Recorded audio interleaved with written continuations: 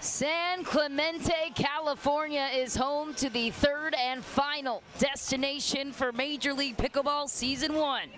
The premier level stacked with world-class talent. 48 members of that club are the top pickleball players in the world, vying for one prize to lift the trophy and earn some serious prize money in this one. Thrilled to have you with us for this quarterfinal matchup with only 6 teams remaining. Michelle McMahon, Adam Stone, Cameron Irwin in the booth. Cameron Blackwood will be joining us from the sideline, and this is a spicy matchup for many reasons. The LA Mad Drops taking on the spicy New Jersey 5's. Annalie Waters, the captain for her team, the 16-year-old sensation. Julian Arnold, an MLP champ from Mesa, along with his teammates for the LA Mad Drops. The captain on his side. When it comes to this matchup, somebody's got to lose, and I don't know who it is going to be in this one. Yes, so I think here, I'm a numbers guy, I'm a former gambler, ladies, and I am going to set a line at 10.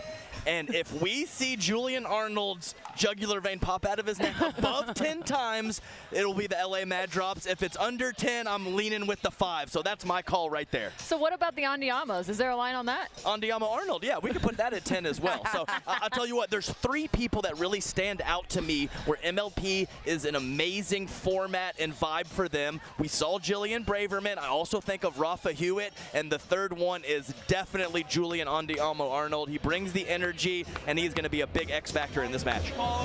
And on the side of the 5's, they have never made it through to the finals. They are one step closer here, looking to punch their ticket to the semis. Of course, they lost to the Hustlers in Mesa in the quarters, lost to BLQK in the semis in Daytona. So each step, they've gotten a step closer, looking for their first ever finals. Winner of this one will square off against the Milwaukee Mashers, who made quite a run this tournament.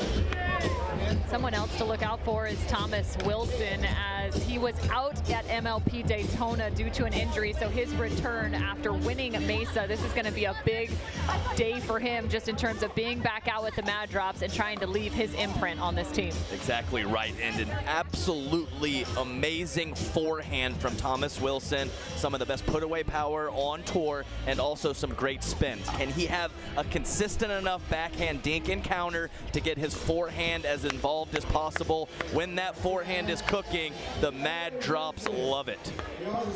So the coin toss, if you're just joining us for this quarterfinal, has 4 options. You can either choose to be the reacting team, which gender doubles to put out first, serve or receive, and which end. We've seen end play a factor here with a little bit of swirling wind conditions. Cameron Blackwood giving us the latest on the coin toss. The Mad Drops won the toss.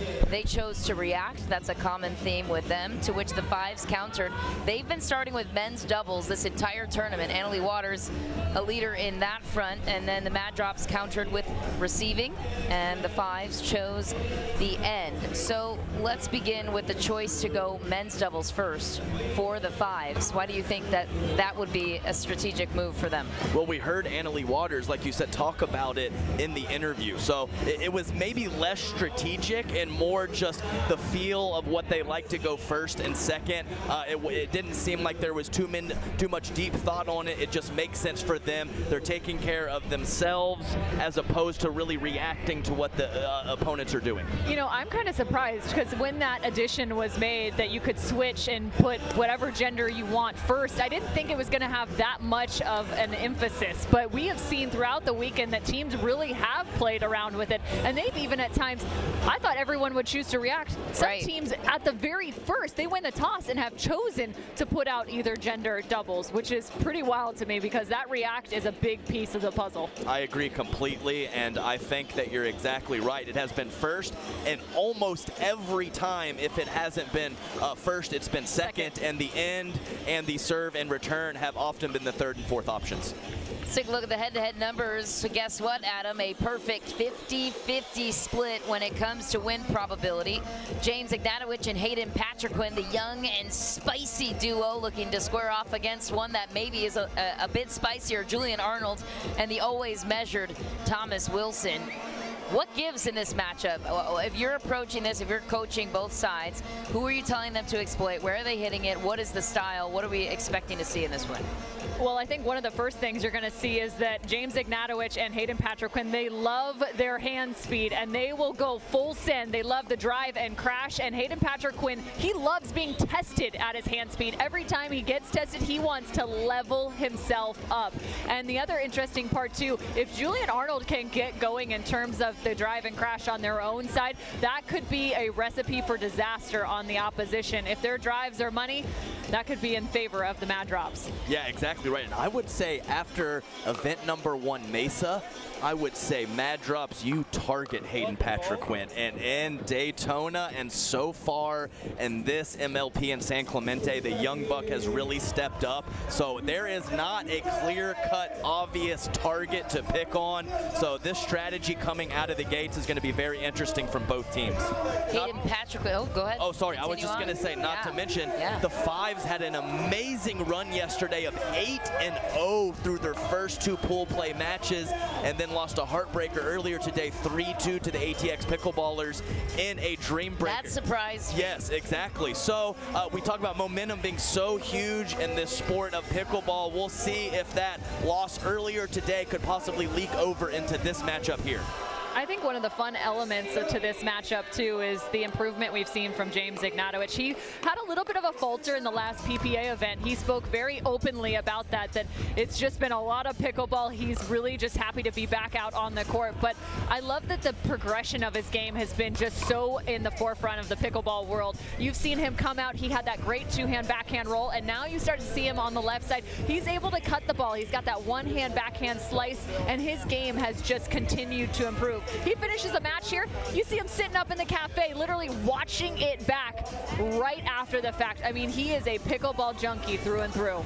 Well, there's a lot on the line here, not only trying to win a championship here in San Clemente, but if the New Jersey 5's win the entire tournament, San Clemente, they would sneak into the super finals. Otherwise, the LA Mad Drops would make it. So this is crucial for both sides. But if the 5's want to run at Monday's super final with $60,000 going to each player, that is a lot to play for. You stole my line, Sorry, Michelle. Adam. No, Didn't know that's what you were going to say. It's a big number. So you win the super finals, they are handing out almost $250,000 to the 4 players that win. So this isn't just a big spot for the notoriety and the exposure. This is big dollars too. So let's go. Who is going to play big in these pressure situations? This is what I live for in pickleball. Who is going to step up?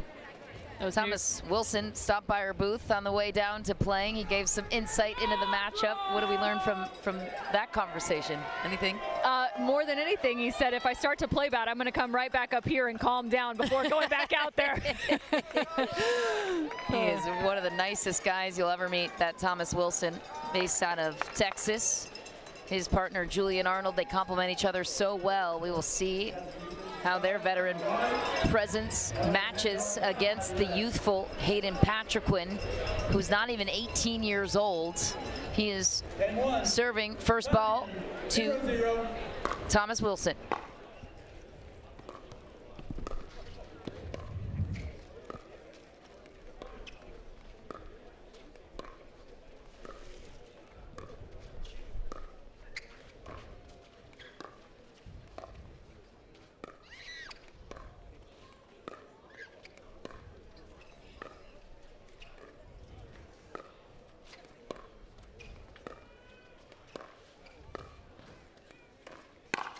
Patient point, Thomas Wilson pulls the trigger first.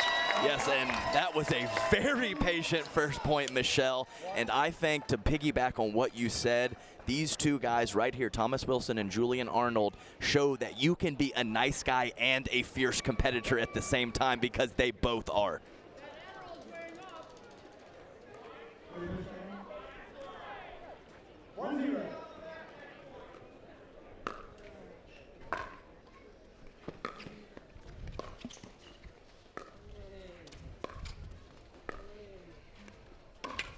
Oh, ATP attempts denied for James Ignatowicz. Julian Arnold calling for the andiamo quite early here on championship court. Really early, but you're already starting to see one pattern take shape, and that's the fact that they are going to that backhand side of James Ignatowicz. He's sped up the line twice, and neither have gone his direction.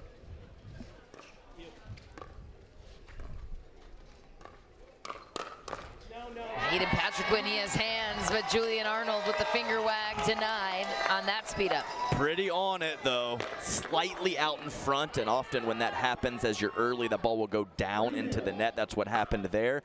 Patrick pretty on that backhand in the second ball. And then goes wide there. The mat drops off to a hefty 4-point lead. 4-0.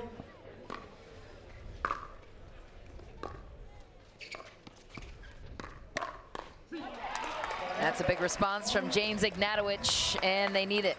Well, and you're seeing actually quite a few drops on the side of the LA Mad Drops getting themselves up to the kitchen line. They understand the hand speed on the other side. I see what you did there.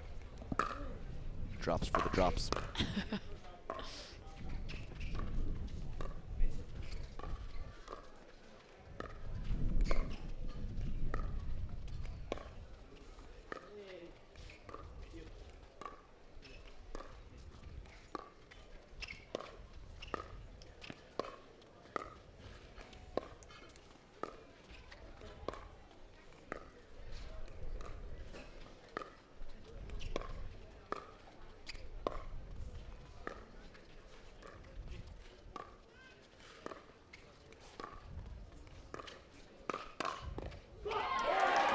Julian Arnold caught that time. The pattern you pointed out, Cameron, clearly unfolding there. When these dink rallies are happening and extending the way that they are, what are they looking for?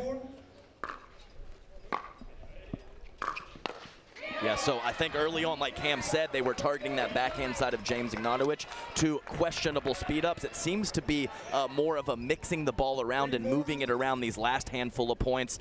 Just, you know, the casual ebbs and flows of the game. I think that's what it was.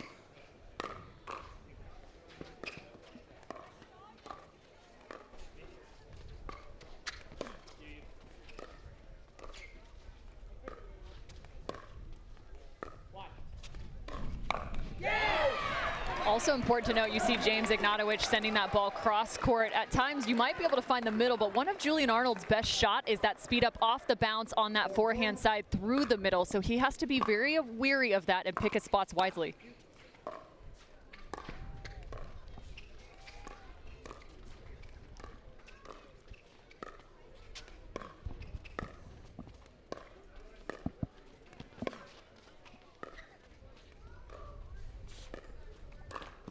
Into the net for Hayden Patriquin. A couple of patient points. That's been the theme so far. Yeah, I don't hate it from Hayden there. He's had a couple now, 2 into the tape.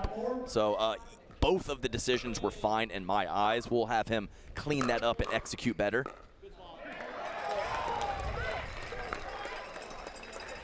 I just love it when he walks back to the line and mutters things. And he's not muttering to himself. He's muttering to the opponents there. Such a young age. I guess it helps to have your initial practice group contain Jeff Warnick. That helps with the crap talk. Can you understand muttering? Because I think you can clearly see what he's saying. Packs some sass with his interviews.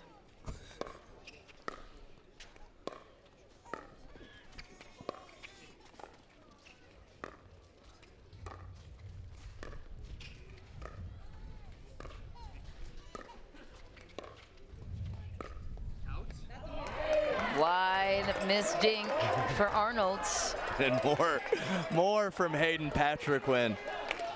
But Julian Arnold, I know he just missed that dink wide, but he showed a little bit of composure there because that ball did sit up just high enough you thought, ooh, maybe, but James did a nice job sliding over, letting him know that wasn't available.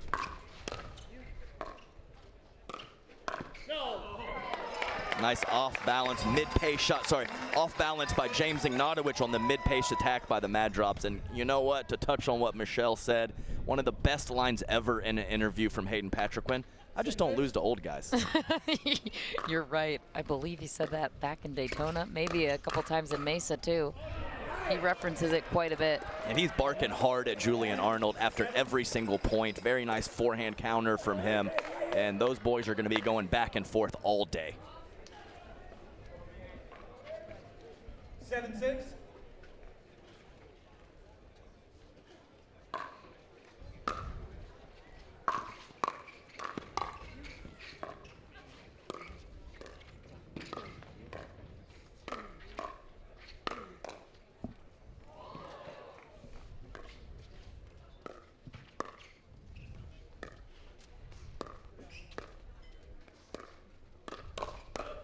Oh, Julian Arnold does one better on James Ignatowicz. And we're back tied up in this quarterfinal match. And you saw the switch up there as James found himself on the right side of the court. But hey, he's not scared of that. He actually has been playing quite a bit of right and left while partnered up alongside Tyson McGuffin on the PPA tour.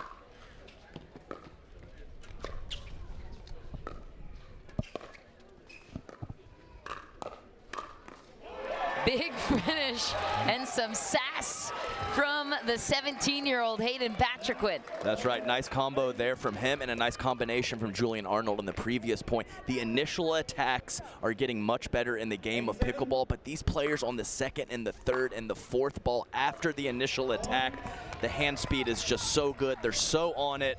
Great clean play from both teams. Ignatowicz back to serve to Arnold. In a miss return. We heard about the wind playing a factor here earlier today. Could that be coming into play now?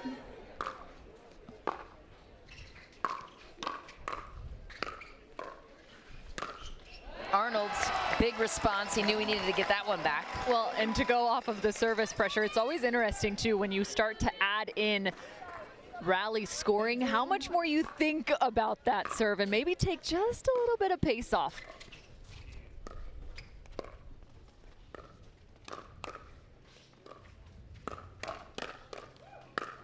Wow, the hand speed of Julian Arnold is so first class.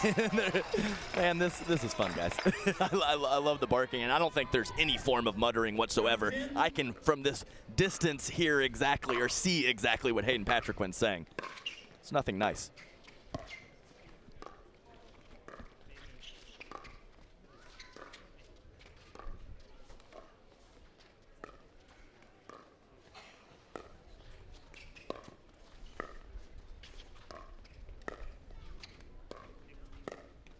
Back to the backhand of Ignatowicz, just goes into the net that time. The 5's on top by 2, the first team to 11. What are you seeing so far, Adam? Well, really, I'm surprised that I would say it could just be the flow of the match and the shot selection from both teams, but both left side players are hitting quite a few more balls, meaning James Ignatowicz and Julian Arnold, and that's a little surprising to me that Thomas Wilson and Hayden Patriquin maybe not being avoided, but not getting a lot of balls coming their way.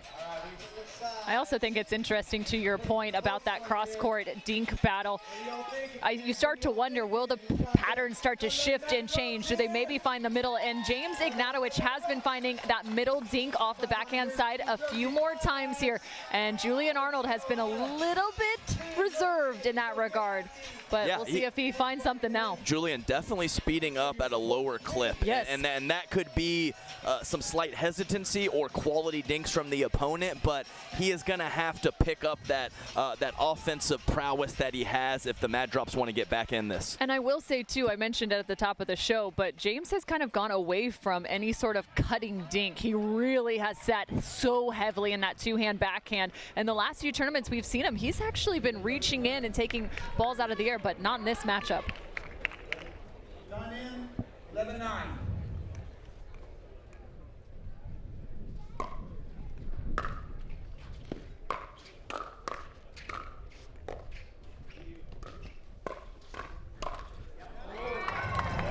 Into the net for Ignatowicz. He can't believe he missed it. A juicy opportunity.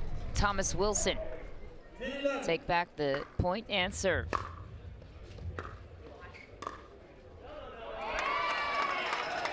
fancy footwork. That's a different kind of tweener there, letting the ball go between his legs and go out. And a very nice eye. It is when you're in that awkward court position, it's tough to know exactly where you are. So great court awareness from Thomas Wilson. Into the net for Arnold. Another missed chance there. Yeah, keep going, Julian. That is a ball that you need to attack. He's moving forward nicely there. Had good balance underneath him. Keep pulling the trigger there, bud.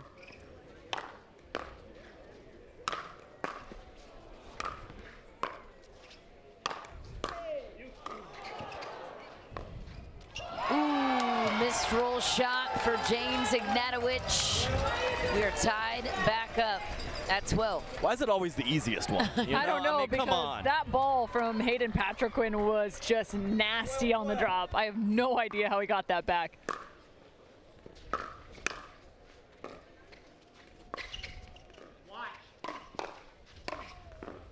Oh, down the middle for Ignatowicz. Yeah, Julian Arnold coming in a little too hot there. And when you do that and your opponents put the ball where they want to down low, it's very tough to keep the ball down. He popped it up too much. Fives knew what to do with it.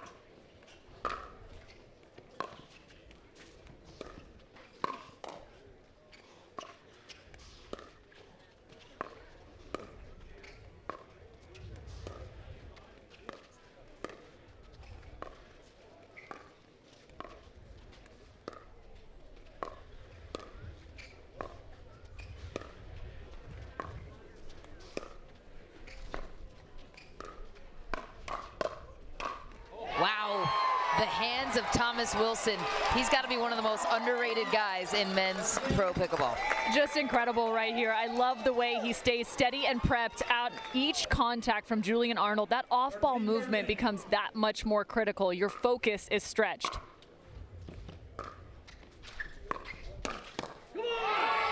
Julian Arnold catches Hayden Patriquin on the backside. He knows it. Yep, and that's a much different situation. 2 points ago, he came in hot in the exact same way. This time, the Fives not able to get the ball down, and Julian Arnold makes them pay.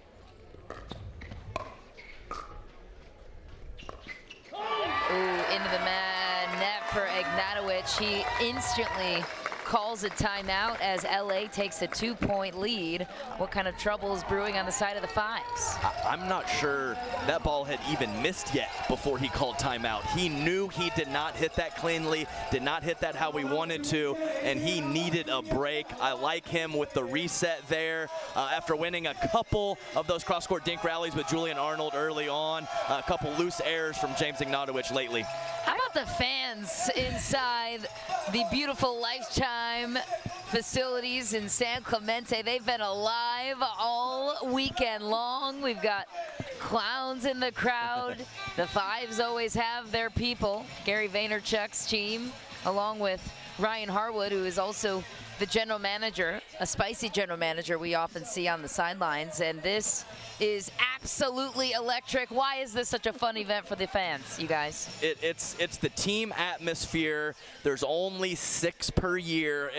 There's just something special. MLP, level up the game. MLP, there's nothing else like it. Whatever slogan you want to use, whatever slogan they have, it's just so true. The energy is palpable here, and just different than the real grind of the regular tour. And the players love it. You played in it, Adam, oh yes, and by far my favorite event. Oh, not even close in my eyes. Not even close. I think one thing we don't talk about enough is how busy the pro schedule is for these players on the PPA tour and elsewhere. You're gone almost every weekend. It's a grind.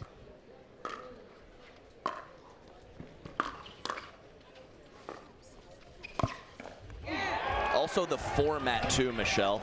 It's a little less court time than a regular, say you make a medal run in a regular tournament. You're on the court much less for MLP, so you really get the best of everyone out here. New partnerships forming. And James Ignatowicz sending that one back into the net.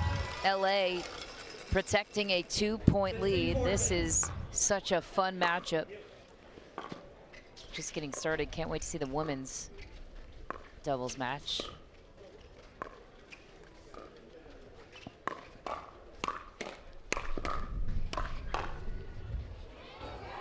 Wow, Thomas Wilson. Oh, the hands of Hayden Patriquin, such filth. I mean, it's wild to see how much James Ignatowicz is getting targeted right now, and it is a testament to how good Hayden Patriquin has got just in this last year alone. Another firefight going his direction. The 17-year-old showing up and showing up big.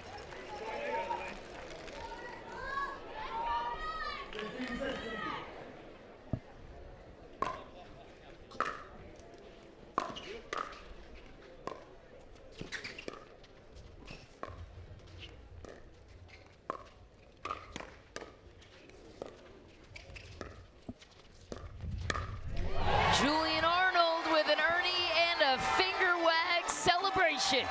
A little tit for tat right here from Julian Arnold. He goes for the not only the Ernie winner, but the what should we call it? Iconic finger wag that Yes. Hayden Patriquin has become known for. Yes, so it really is a cool dynamic too with the fans, because we have the LA Mad Drops in their hometown and the New Jersey Fives that travel very well. So the crowd, it's not just a neutral crowd. We have favorites here, and you can feel it.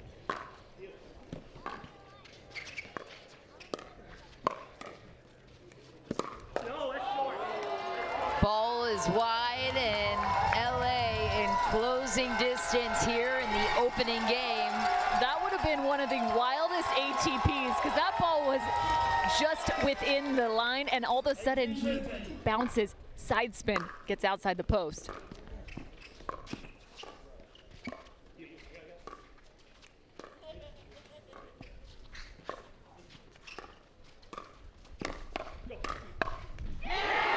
How about the counter punch of James Ignatowicz? Yeah, definitely a player that you have to be careful with attacking from a low position. I mentioned the Thomas Wilson forehand being so good, but the James Ignatowicz punch from the chest better on that point.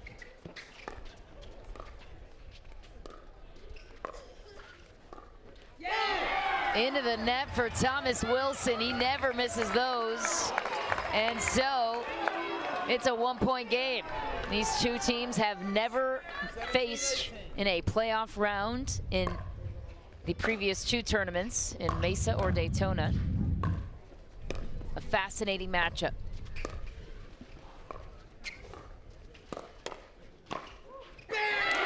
Hayden Patriquin punches that one home in the cross-court winner. I'll tell you what, it is always very awkward. These players are so good at anticipating. It's always very awkward when both players swing at the ball. It comes at you a little differently and can cause some confusion and have you be a half step or a full step late. That's what we saw there.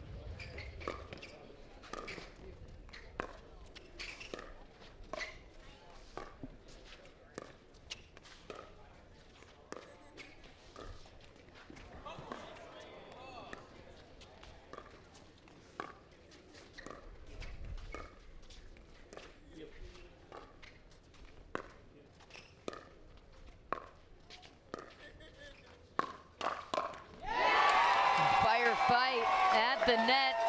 Thomas Wilson gets the better end of that one on Ignatowicz. And that was a bait ball from Julian Arnold. He left that dink up just enough for James Ignatowicz to take that up the line. A great play and combination from the LA Mad Drops. And a good job from Thomas Wilson, not overly favoring the forehand. He's playing on the right side. A backhand counter so important on the right side, and we've seen a couple very good ones from Thomas.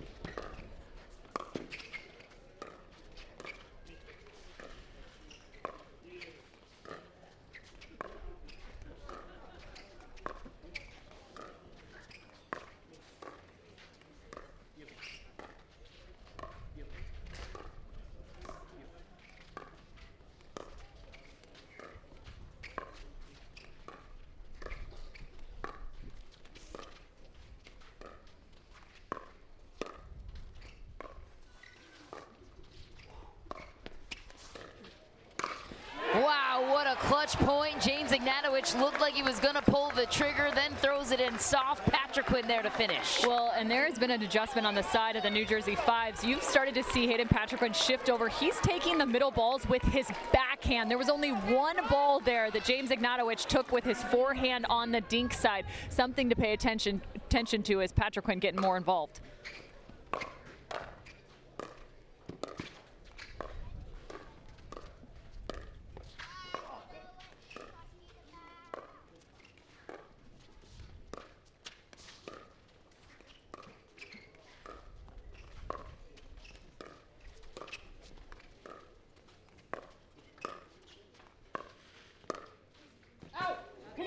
Wide for Julian Arnold, and the 5 steal game point on their side.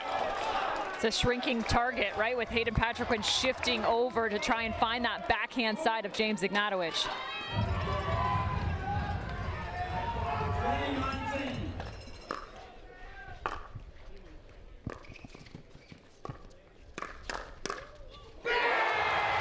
And a clean winner for Hayden Patrick Quinn down the middle.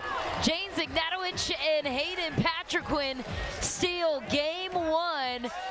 And it looked like it was at one point entirely going to the mat drops. How are they able to change the tide? Nice job by James being a little more solid with his dinks. And Hayden Patrick Quinn, I'm not sure he missed a ball except for those first couple minutes. So fitting into the match with a 2-shot combination from Hayden. Well, and I just love the adjustment. You saw Hayden Patrick Quinn shifting that much more middle, taking some of the pressure off out of the middle zone. So it freed up James on that left side to really focus on that dink and create a small target for the LA Mad Drops. Wow, if that's only an appetizer to what we're about to see here on Championship Court in the women's doubles match, we are in for a treat. The hype guys, they're on their feet, getting the people going. My goodness, take a breath, everybody. That was close all the way through. You thought LA was going to take the 1-0 lead, and then there came the New Jersey 5s.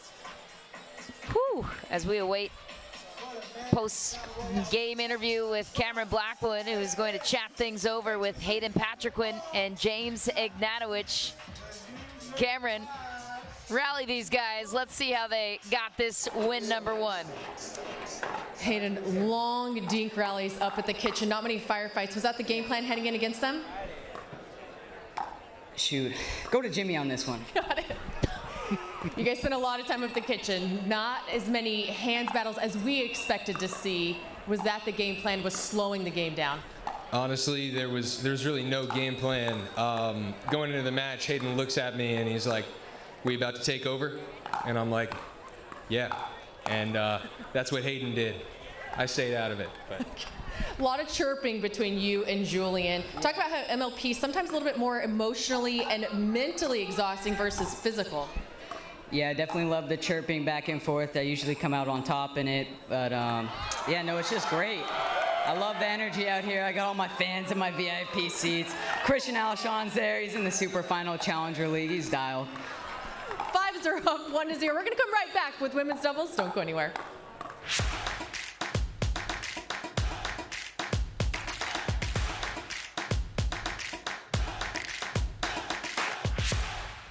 Introducing Skechers Pickleball, the official footwear of Major League Pickleball.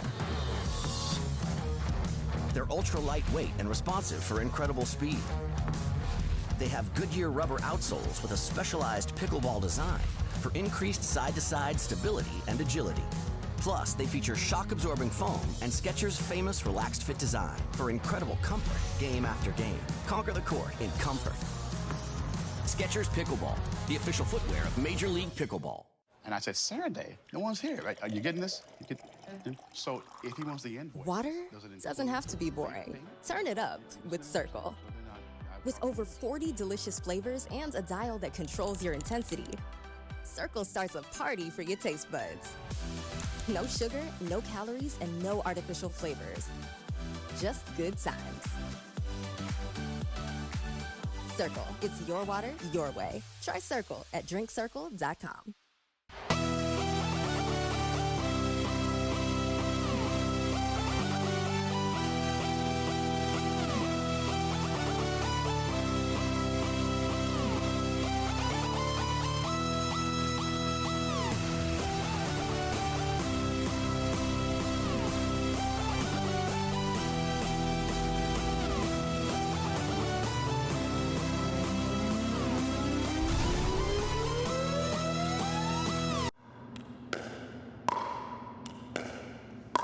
I'm going to say she's a solid 3.5. Nah, she's definitely a 2.5.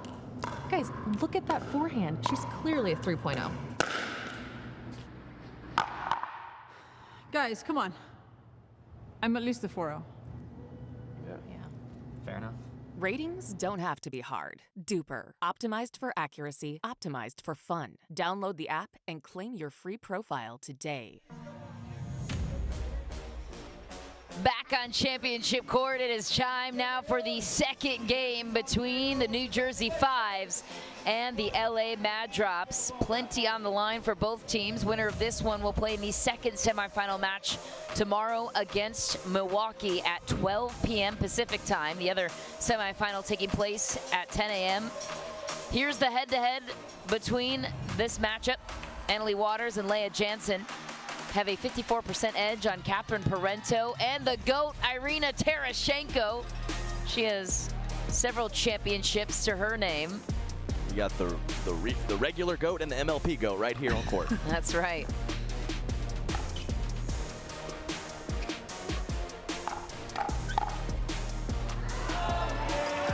So obviously a close matchup here as we saw 54-46, but I'm even going to extend that a little bit more with how well Leah Jansen has been playing lately with her shots, her mental preparation, all of it. Shake and make from Irina Terashenko and Catherine Parento. A shake and bake off an overhead. That's the kind of stuff you love. A beautiful placement from Catherine Parento that sets up the point for Irina Terashenko. This is a fun one. Buckle up. Wow. Catherine Parento punches the backhand down the middle. With the offense, I've played Catherine Parento so many times, and while I'm playing her, I'm just like, Catherine, miss a ball, please, and she just never does. One of the absolute highest floors out here, very consistent player, and you saw a little offense on that last point as well. And she's very familiar with Annalie Waters. That is her usual women's doubles partner on the PPA tour. Annalie changes on and off between her and Anna Bright. They also squared off several times on Championship Sunday last weekend for the PPA San Clemente in both singles and mixed doubles. Irina Terashenko, the four-time MLP champ, taking back the serve and a three-point lead.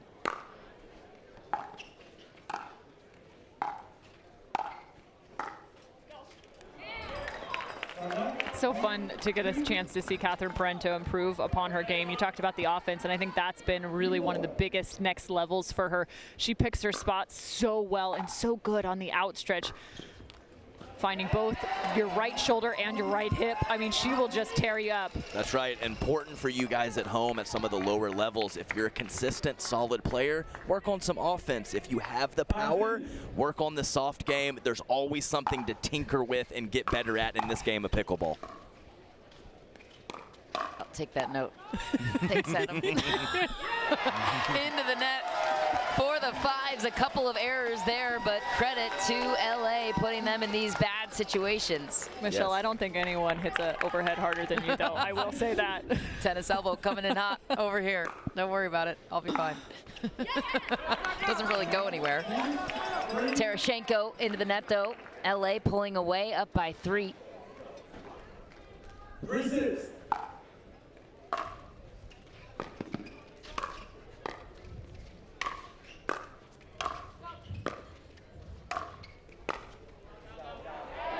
Ball is long. Catherine Parento, a woman on a mission. Another good lesson to learn from Catherine Parento is watch her feet at the kitchen line. They're active, but yet they're still quiet. She does a really nice job with her jab steps, especially on her volleys, to make sure she's balanced.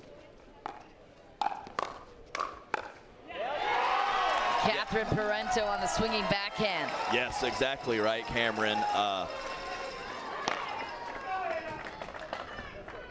Angry.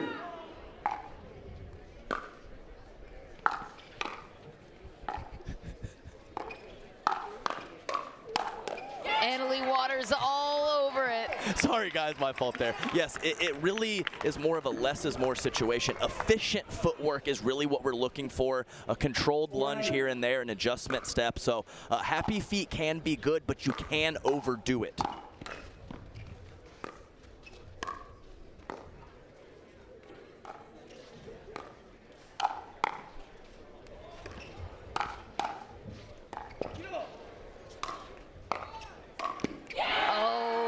Tough point for Catherine Parento, and here come the New Jersey 5s. One heck of a scramble right here. Catherine Parento has some nice wrist velocity to be able to get that ball down on the overhead, but again, a better shot from the baseline, the backhand side.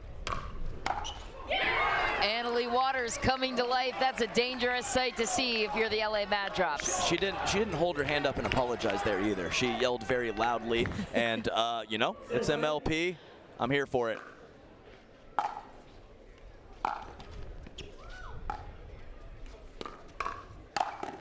Wow, Annalie Waters is unstoppable at the moment. And actually, you're exactly right. She's very much always unstoppable, but I'm more impressed with the setup and the jam up on the initial speed up from Leah Jansen to get her partner a high ball opportunity. Yeah, this is going to be the hard part, right? My gosh. For the LA Mad Drops, it's almost a game of keep away, but if Leah Jansen can have nice ball placement, she can get her partner involved in this, and that's one of the big areas, is that drive from the baseline for Leah Jansen. There's a lot of different ways to be a right side supporting player. You can be a rock, you can be a ball maker, but you can also attack at the right time and set up your opponent. There's a lot of different ways to play that right side.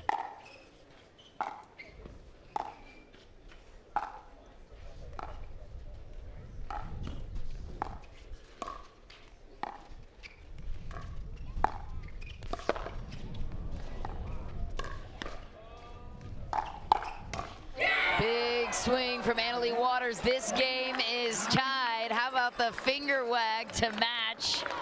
They didn't like that shot being taken at them as they chased the let cord.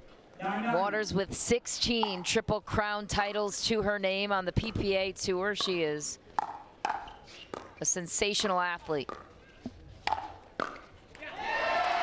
Finally a miss from the 5s. They were on a tear. Big forehand from Irina Tereshchenko. And the Drops need it. See if they can switch ends with winning this point.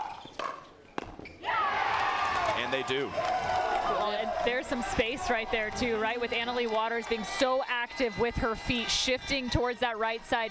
You want to give her a chance to play a ball. It just has to be the right time. Beautifully done. The fans are on their feet. The Mad Drops, the first team to 11. They were in the men's as well, and that didn't turn out in their favor, so we'll see how this one ends. And if Annalie Waters is playing the way that she has started here, this one could be going beyond 21 points. Yes, Michelle, and we've seen that Annalie Waters can't, obviously a dominant player on the left side, but she can dominate with the two-handed backhand from the right as well, and they have gone back and forth a couple times, this being the third MLP tournament. So having Leah Jansen on the right side isn't necessarily the clear-cut option. That's what they're going with here, and we'll see if Leah can make some more balls, possibly jam up Catherine Parento in front of her and get some more opportunities from the 5s with a very small deficit of 2 points at the end change. So, when things are rolling for the 5s, what's happening? Yes, just that. It's the set up options from Leah Jansen. She's going to be targeted. Can she make the right decisions of when to go soft and when to attack?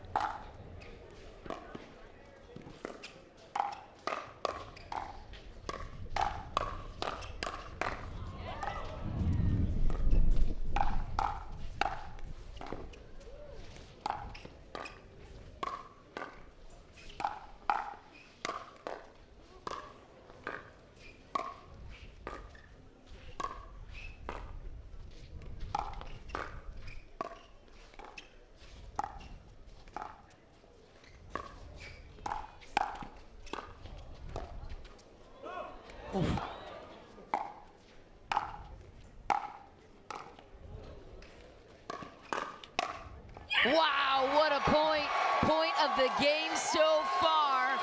Tereshchenko and Parento from defense to offense, Adam. Cameron. First gulp clap in the booth from me today. Ladies, what a point. You gotta love it too. That's the second time we've seen the LA Mad Drops have success as they've been pushed from the baseline, still utilizing that shake and bake. Now they take a comfortable 4-point lead. 13-9. And this is what feels like a must-win situation for LA to even out the series.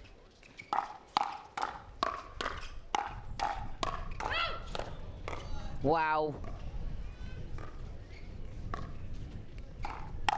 Firefight won by the GOAT of MLP. She is Irina Tereshchenko. Look at Irina Tereshchenko's setup here. Just shifted that right foot on over, knew the speed up was coming, and just a simple counter, getting it done. LA Mad Drops just firing on all cylinders right now. We have Anna Lee and Leia taking a smart timeout, chatting with Lee Waters on the sideline. But if the LA Mad Drops do not cool off, I'm not sure what the 5s can do at this point. No errors and clean offensive play, just the wonderful combination we're all looking for. Wow, this is as good of a match as we would expect it to be.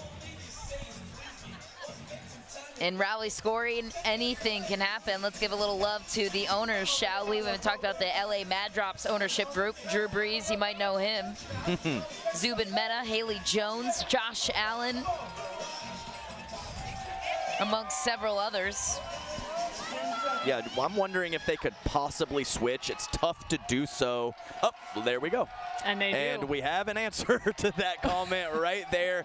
The 5s being they. Yes, the 5 switching with Anna Lee on the right. It's always tough to do in the second half of the match to make that switch, but I like this with how hot the LA Mad Drops are. Change the patterns, switch it up on the sides. It's exactly what they do.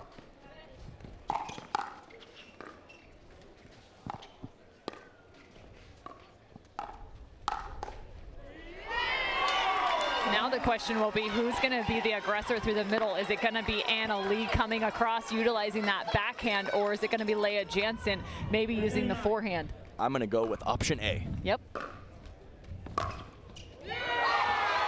Irina Tereshchenko. Wow. This is so much fun. 40 years old and she's still dominating. It just works. It's like a zigzag. Right when they decide to switch, then the LA Mad Drops respond. It's just unbelievable job of them of getting into the patterns and the shot making that they want. They're really just picking their spots perfectly right now. And Irina Tereshchenko goes down the line, attacks the body of Leia Jansen, and off go the LA Mad Drops. They're 4 points away to evening the series here.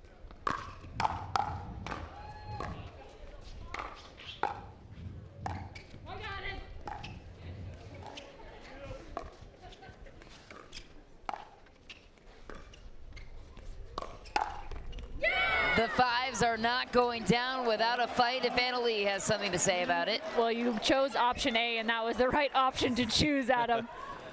My question still, though, is could there be a potential miscommunication, a misfire on 1 or 2?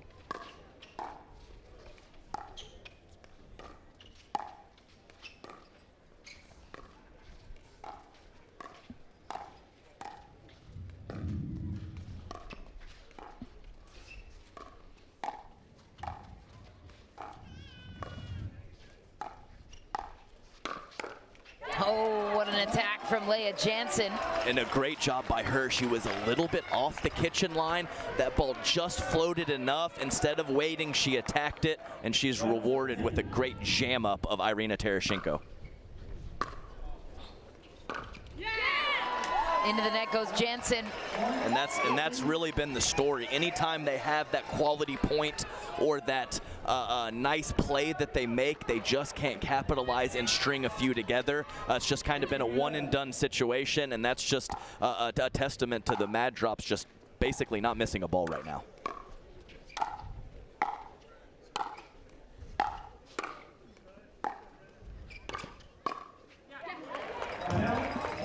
net for Catherine Parento. Yeah, I know, and I picked the 5s kind of aggressively in my pre-match picks too. So you know, I'm on fire over here, guys. I'm on fire.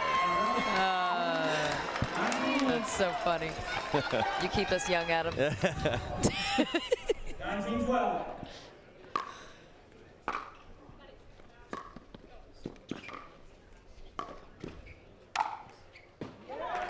Annalie hammers that one.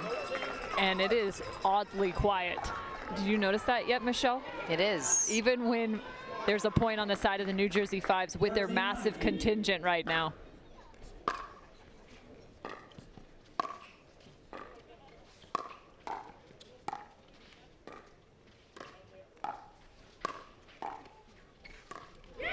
Into the net for Catherine Parento. Yeah, I would say basically a lot of people are kind of shocked right now, and I tell you people who are not shocked, and that's Irina Tereshchenko and Catherine Parento. They knew they could win this match, and they are in the driver's seat right now.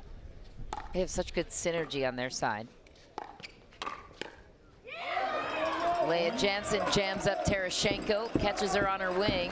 Here they come. And they're only down by 5 now for the 5s. 4 now, excuse me. 15-19.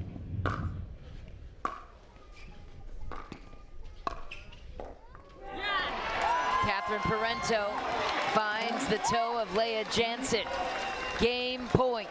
The old non-dominant foot in the transition zone. It works. It works at the 3-0 level. It works at the 6-0 level. It works everywhere. Keep that in mind, guys. Great spot from Catherine Parento.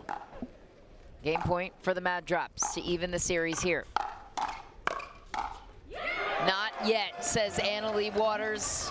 Serve and point returns to their side. LA is frozen on 20. They must win on their serve. Side out scoring on their side. Rally scoring continues for the 5s.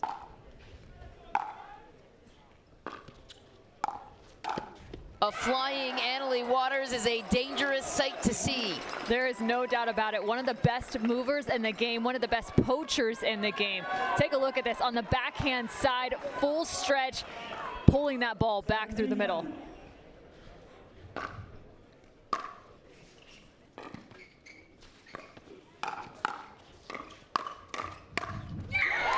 Catherine Parento steps to the plate, gets the serve back on her side. Another chance to win it here. Yeah, nice cover from Leah Jansen. She's right where she needs to be. That's just too much Catherine right there on that particular ball. 20-17.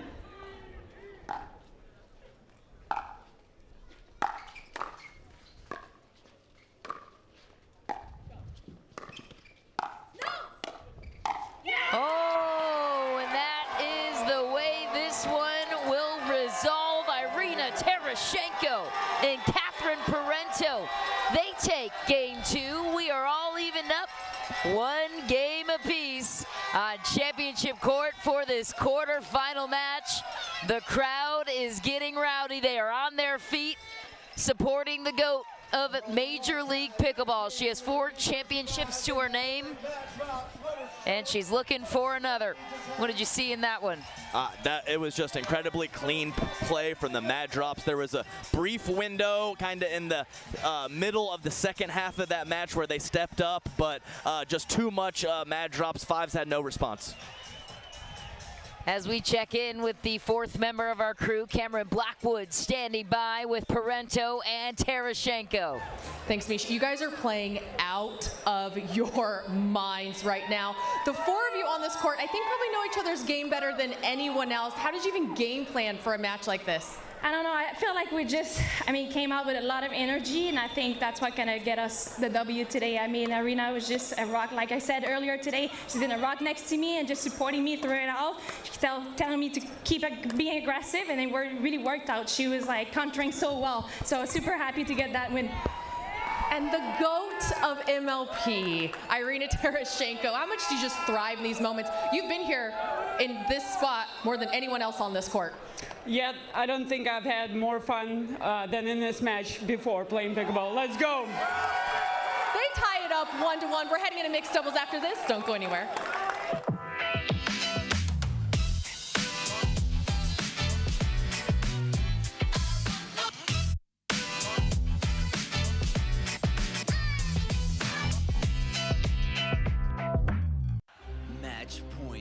It's all up to me. Nothing can get in my way. And when they ask, what are you gonna do next? I'll say, I'm going.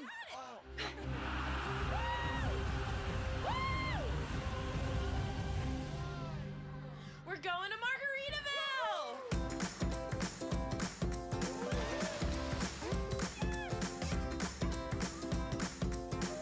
You can go to Margaritaville too. Visit MargaritavilleResorts.com. Oh my good Lord, what a feeling. All of this joy I've been stealing. We all need someone that can make us believe. So call me a man on a mission. I'm guilty by my own admission. Locked up but I break free. No chains could ever take me. Can't stop, won't stop, don't stop now. Introducing Skechers Pickleball, the official footwear of Major League Pickleball. They're ultra lightweight and responsive for incredible speed. They have Goodyear rubber outsoles with a specialized pickleball design for increased side-to-side stability and agility. Plus, they feature shock-absorbing foam and Skechers' famous relaxed fit design for incredible comfort game after game. Conquer the court in comfort. Skechers Pickleball, the official footwear of Major League Pickleball. Innovation is our specialty. Winning is his. Zane Navratil has won more than 40 Pro Gold medals and back-to-back Major League Pickleball titles. One of pickleball's most iconic and decorated athletes teamed up with our world-class engineers with one goal in mind: build a paddle that can dominate. The Zane Navratil Signature Paddle, designed for champions by champions. Available now. Pro XR Pickleball. Innovation you can handle. We're back on championship court. Time now for our mixed doubles matchup. Remember, the LA Mad Drops won the toss, so they got to react. This is where that choice comes into play. What we saw the coin toss at the beginning of this matchup. And according to Cameron Blackwood, the LA Mad Drops were adamant about keeping Irina Tereshchenko on the court. She is locked in. She's playing to another level. And she will square off against Leah Jansen and Hayden Patriquin. What do you make of this mixed doubles matchup? Well, I think you're exactly right. Just even a 20 or 30-minute break can kind of squash the momentum that you have. And when Irina Tereshchenko is countering well, playing a clean game, and not making mistakes, absolutely keep her out there. And then also when you have Catherine Parento and Julian Arnold jumping in as team number 2, keep her out there, see if you can win this match, and then you have your anchors to follow. It is definitely going to be interesting. This game is such a game of momentum, and Irina Tereshchenko, if you're feeling it, you better get right back on out there. But it is Leah Jansen going back out on the court. How does she come back from the frustration that she just felt alongside Annalie Waters dropping that women's doubles? This is going to be a mental test for Leah Jansen. Into the net goes Leah Jansen. So far, that frustration carrying over to your point, Cameron. At least point one. Still plenty of ways to go. Thomas Wilson back to serve to Ignatowicz. I think I said it was Patriquin coming up. My apologies there. It is Ignatowicz and Leah Jansen. And I will say, just to finish the thought on Leah Jansen, she has done a very solid job. You mentioned it in the last few tournaments in terms of her mentality, her preparation, her ability to kind of handle her brain on the court.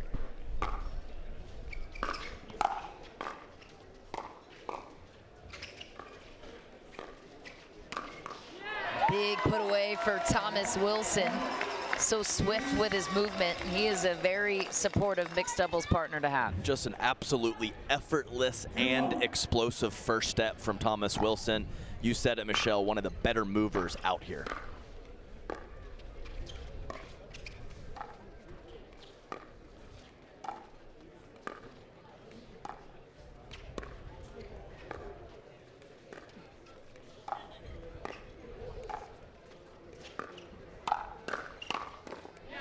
Thomas Wilson, once again, the finisher of that point.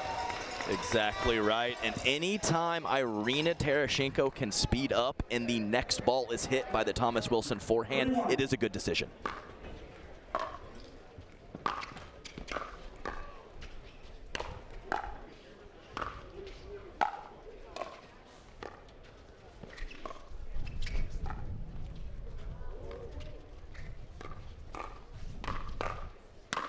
Wow, Thomas Wilson, have yourself a mixed doubles game.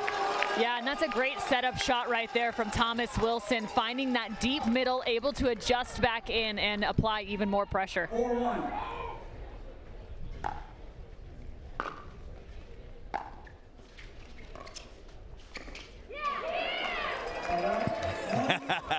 And a yeah back from Leah Jansen as the previous point Wilson kind of sat there at the kitchen line proud of his put away, and I don't think Leah Jansen liked that very much.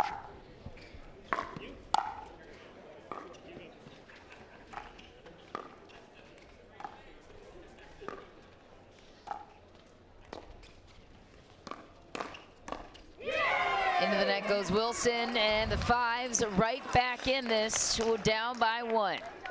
Double the yeah, Adam? Yes. And Leah Jansen 5 or 6 feet off the kitchen line to come up with that counter from that spot. Very well done. Thomas Wilson just firing that again right at the feet. A little bit high on that drive from James Ignatowicz. Yeah, you said it. Often when Leah Jansen's making the mistake or the other player is making a mistake, it is the poor decision of their partner. That's what happened there. Wow, what a setup from Tereshchenko for Thomas Wilson. He clobbered it. Yeah, and Tereshchenko, really nice job. We see these big two-handed backhands, a lot of them going exclusively cross-court. She went inside out with that ball. Nice adjustment from her, able to go to both spots. Leah Jansen, as you said, Cameron, one of the top female players in the game. Currently sends that one into the net, but Adam reminded us yesterday she's working with a vision coach, Jack Pryor, who's sharpened up that area of the game, spent a lot of time in the gym honing in on her craft. Ignatowicz wants that one back. His hands are usually his weapon. Well, and you can see both of the guys right now trying to apply that much more pressure, quick to get to that kitchen line.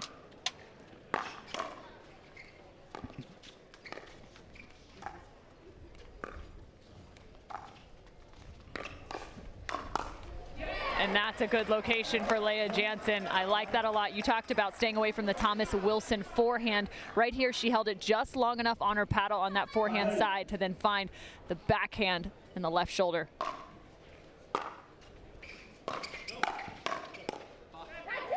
Wide for Tereshchenko. Ignatowicz handcuffs her. Yeah, she's upset with that. She is one of the best levers of the pickleball, and I mean letting out balls go out.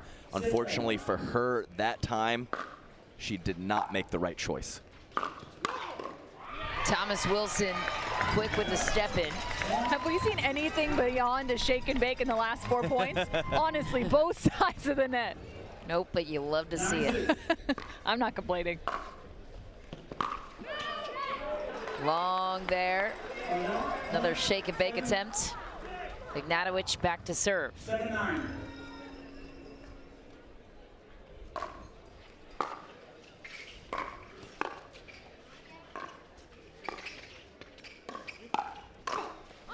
James Ignatowicz, there's that two-handed backhand that he loves so much. What a spot, too, to go line there from that position and catch Irina Tereshchenko off guard. That's a really, really good spot from James Ignatowicz, and he's almost always on the second ball.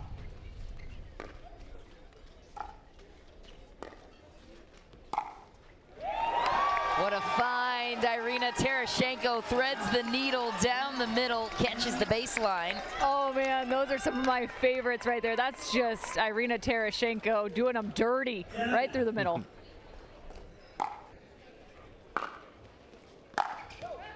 Yeah, you're right on that previous point, though, Cameron. You have the 5'10" Leah Jansen and the 6'3" James Ignatowicz. Incredible pro players, and you split the defense and neither one touches the ball. You did something right.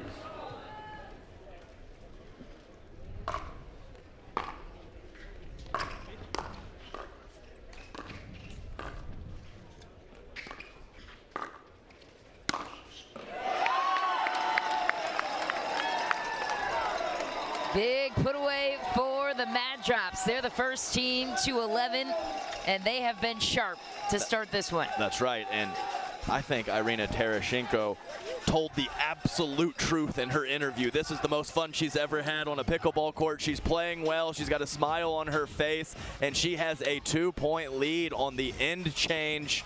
MLP GOAT showing why. Time now for our Aura Athlete of the Day, one of our great sponsors here of Major League Pickleball. Jackie Kawamoto and the ATX Pickleballers have been tearing it up so far in the tournament. She is second overall in total player standings with a 6-0 duper. 7 games won, just 1 games lost. That is impressive. I tell you what, those motos, they're sneaky. They really are. They're just kind of out there playing, and then they're just winning. That's just what they do. They don't miss. They make good decisions. Good for them.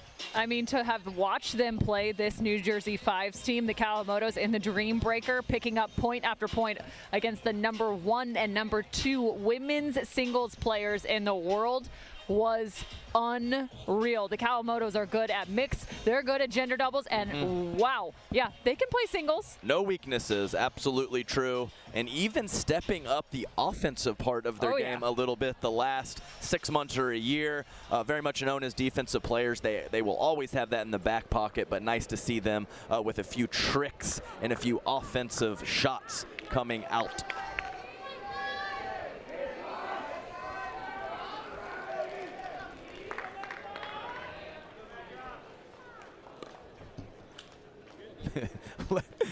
Thomas Wilson, I guess they got a new ball. He tosses it over to Leia for her to check it. She doesn't look at it and just hits it back to him.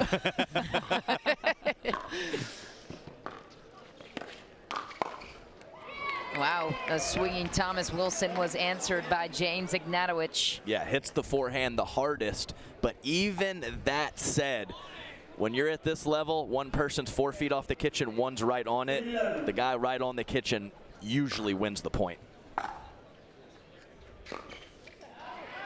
Into the net goes Leia Jansen. She can't believe it. Ball took a funky bounce or something she didn't like. So Irina Tereshchenko back to serve, protecting a 2-point lead.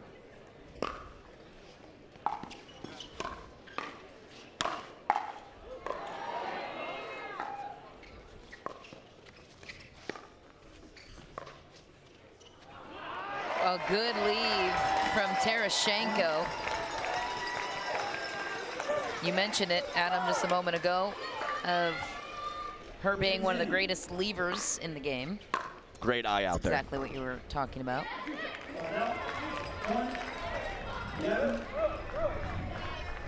Mad Drops need to be careful here. There's definitely a different energy on the New Jersey 5 since the end change.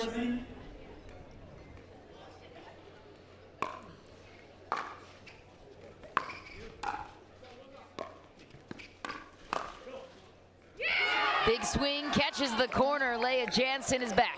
Well, and that's a momentum shifter, right? You're starting to gain one after another, and when things like that land, you get a little bit lucky. You're going to start feeling like this is trending in your direction.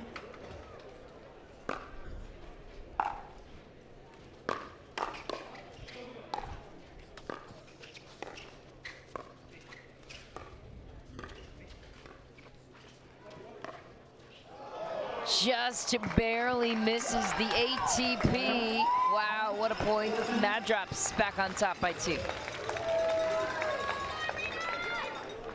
From his reaction, I would say it was there, but from this angle it was hard to tell. It was definitely a difficult ATP attempt either way.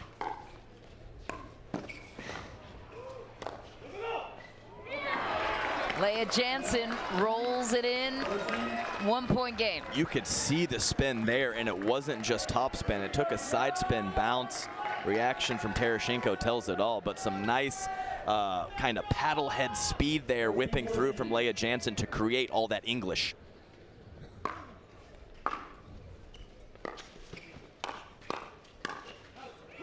Wow, that would have been an incredible angle from Thomas Wilson. The 5s, they tie it up, 14 points apiece. And this just kind of got an awkward wrist angle right there. He had his forehand sitting, it continued to pass to that left-hand side, so trying to bring that ball back.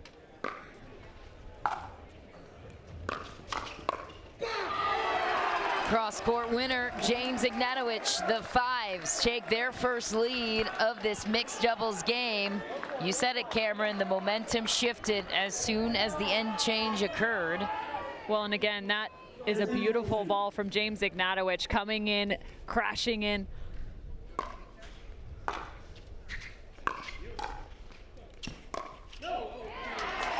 And you can see when James is coming in hot, and you can tell he's going to be aggressive from a low position.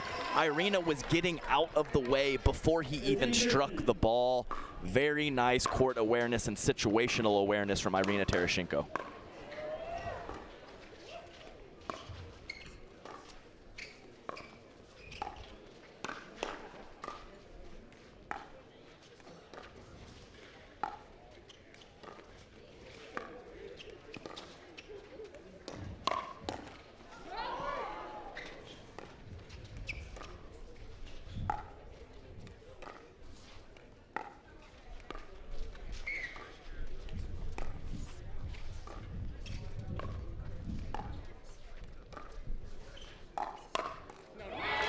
What a find for Jansen and Ignatowicz. A patient point gone in favor of the 5s.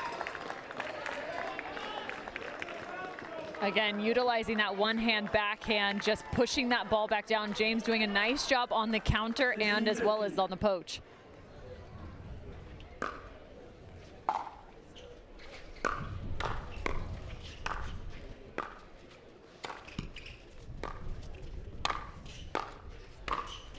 Thomas Wilson all over that point. He ties it up on his side. Yeah, he did not care. He was going to take every ball out of the air and take his chances in that regard, and he took his chances and he won.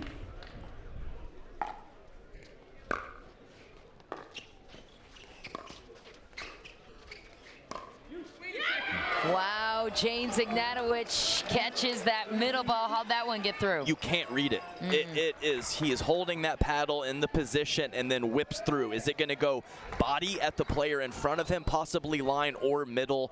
When you can't get that half step anticipation head start, so tough to counter.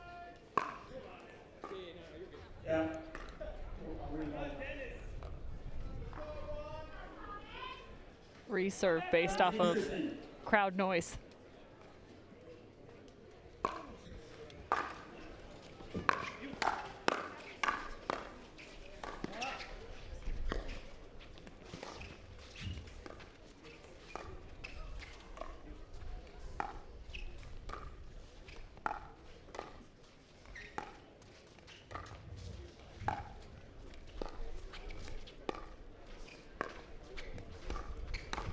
Leah Jansen on the backhand. Ernie, a 2-point lead for the 5s. Watch the timing here for Leah Jansen. She waits till Thomas Wilson's eyes drop down to his paddle, then just pounces off the corner.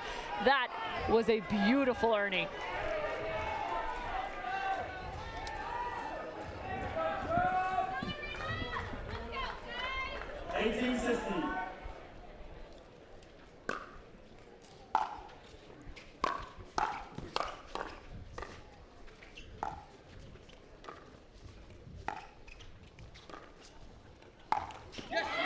Oh, Tereshchenko goes into the net. The 5s within closing distance. Yeah, we haven't seen her do that too frequently here, and I was waiting for her to pull that trigger, as she has had several of those forehand dinks in a row. And it's a tough break for the drops, because I do think that ball was going to jam up Leah Jansen and have a difficult counter. So timeout called on the court for the Mad Drops. They were in control of this game for the first half of it. Where did things start to go wrong on their side? Well, so a couple really nice backhand counters from James Ignatowicz right out of the end change really helped get their momentum. Cameron talked about how they had some pep in their step on the end change, and then you pair that with a couple quality points out of the end change, and they've taken off from there. If you're strategizing with Irina Tereshchenko and their side with Thomas Wilson, how are you approaching this one, Cameron? I think one of the biggest things right now is trying to stay focused on that first volley. I know it sounds simple, but because James Ignatowicz has been so aggressive from the baseline, you have to try and keep them a little bit more at bay. Whether you push him at the baseline and make him hit the third, or you want to deal with him coming up on the poach and go to the direction of Leah Jansen. But she's even been driving the ball well at this point. So you really need to focus on the kitchen line, that first volley, and making sure you make good contact.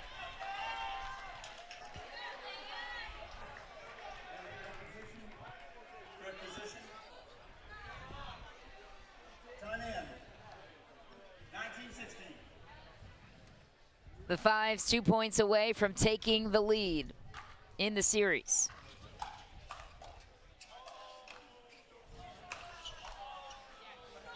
Oh, not what she meant to hit, but she'll take that incredible angle off the frame. Oh my God, stop it, Leah Jansen. It was like that Ernie she had, but it wasn't an Ernie. Right off the edge of the paddle, unbelievable. We talk about momentum and that things were starting to shift. The easy balls, luck was going their direction at the end change, and that is still the case.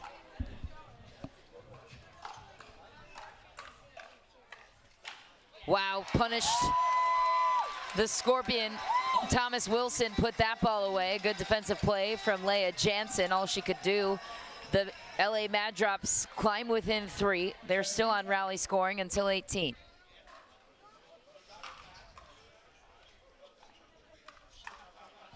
Thomas Wilson steps in, a huge point for them. Now down by 2. Great help from Thomas Wilson because Leah Jansen was not attacking him. Irina Tereshchenko came up to get the short ball. She was trying to put it on Irina's body as she moved out of the kitchen, and unfortunately she caught the forehand of Thomas Wilson. I just like the stare down from Thomas Wilson. For being such a nice guy, he's got a really good stare down. Yeah. He's kind of almost even more scary. Yeah. You're like, oh. He's kind of hung out at the kitchen so a couple times after a good ball. So, you know, and he kind of has a smile on his face when he does it. Maybe that's even more annoying. That's like salt in the wound. James Ignatowicz and Leah Jansen have taken over the momentum of this match, though the recent momentum on the side of the Mad Drops.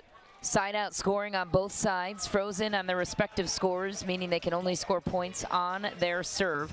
How does that change the nuance here late in the game at this scoreline, Adam? Oh, it changes it throughout. Yeah. Just not having, we lost this point, I have my partner to serve, or we're just gonna send the ball back over to the other team and then get it back without them scoring a point. Not an option here at MLP. Every point counts, and it really is a mental shift for these players.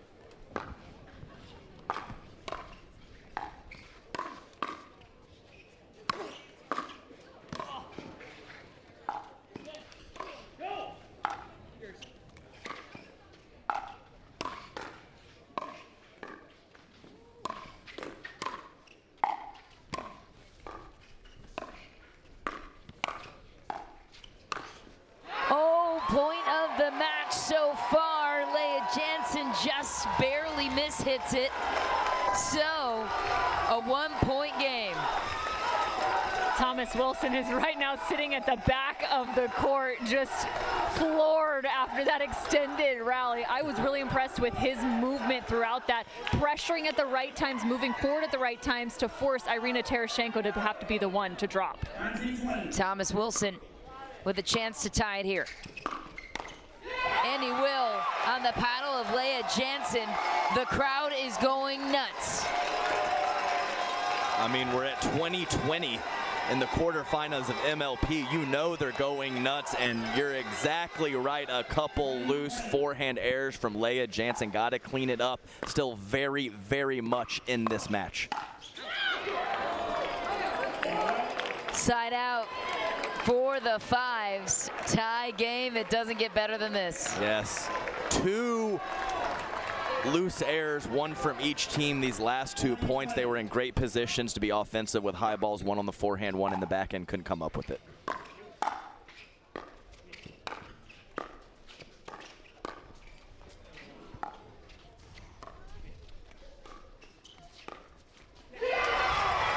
into the net for Jansen, so the serve returns to the Mad Drops. And you can feel the tension starting to rise. You can see it too. Everyone just giving a little extra air on some of these dinks, trying to make sure there aren't errors coming their way. But that tightness can create issues at the kitchen line. James Ignatowicz puts away any thought for the LA Mad Drops to take the lead late in this one. Serve returns to their side. Yeah, I've watched a lot of pickleball in my day, and Cameron is right. You can physically see it. If you have an eye for it, you can physically see the beginning of the match, and in a moment like this, the players are different. Oh, put away by James Ignatowicz. Brings game point back to the 5s. 2 big putaways from James Ignatowicz. And that is his role, his job in mixed doubles, to be the finisher, and he has been these last couple points.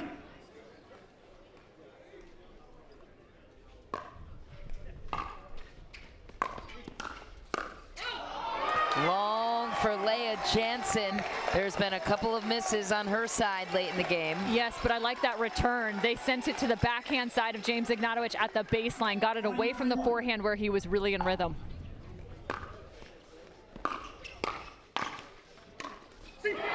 Another big response from Ignatowicz that time. Yeah, tough break. Sometimes the net hurts you, sometimes it helps you, and a big advantage there for the 5s as that ball clipped the tape. Game point number 2 for Ignatowicz and the 5s.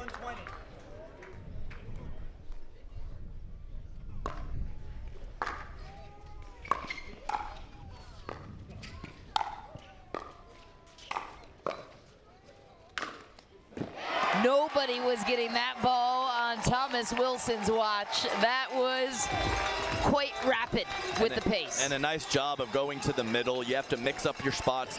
That angle can be a really nice option, but Leah Jansen running those balls down with ease throughout this match, mixing it up and going middle. Great job, Thomas.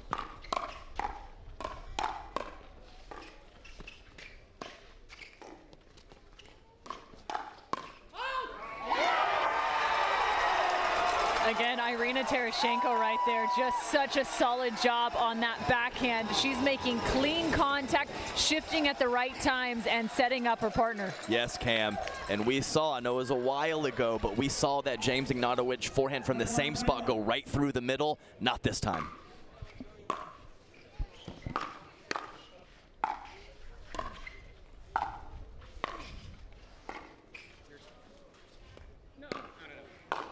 Oh.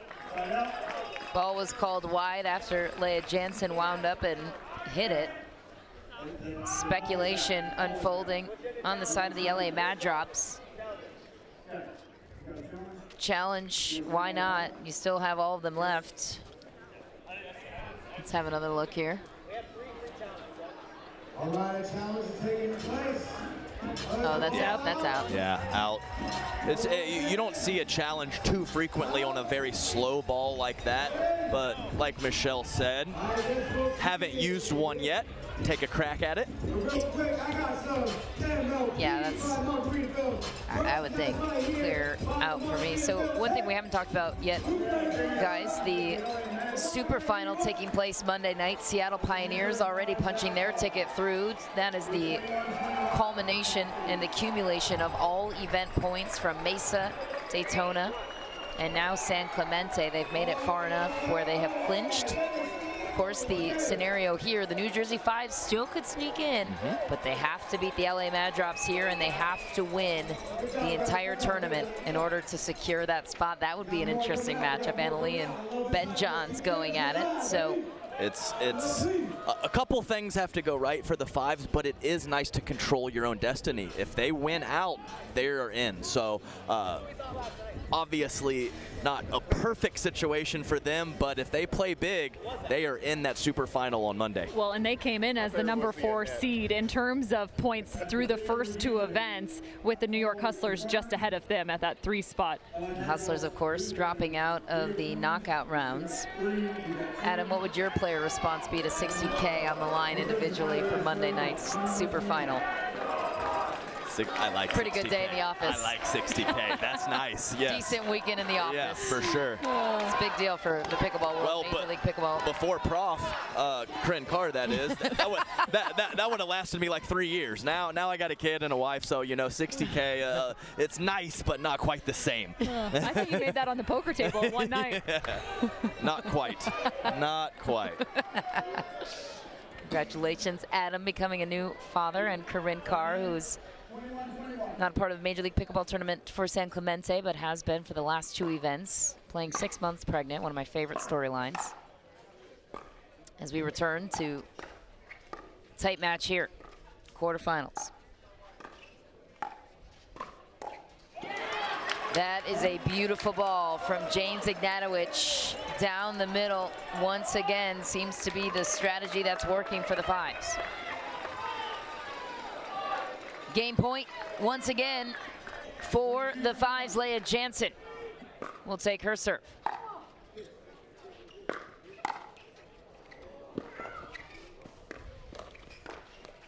Wow, what a point. Couple of net dribblers there, and the serve returns. I like the aggressive play right here from Thomas Wilson. He recognizes Leah Jansen pushed out, and he does not wait a second, immediately looking for the combination.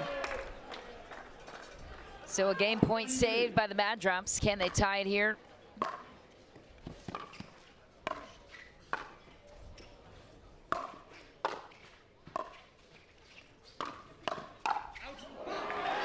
Long goes Irina Terashenko, another chance to close in for the 5s. A little questionable on that spot from Thomas Wilson. Yep.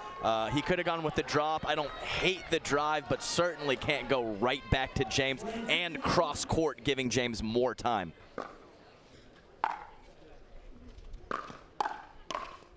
Jansen opts to drive it back. James Ignatowicz, he closes it, and the New Jersey 5s on top, 2-1. Felt like the end of that match was a match in itself. It was so long, so highly contested right at the end. It feels like this could be a championship matchup, does it not, between these two teams? Certainly. It's only the quarters. Yeah, not We're even only in the quarters. Yeah, not even the semis, which will be tomorrow at 10 and 12, but you're absolutely right. I mean, come on.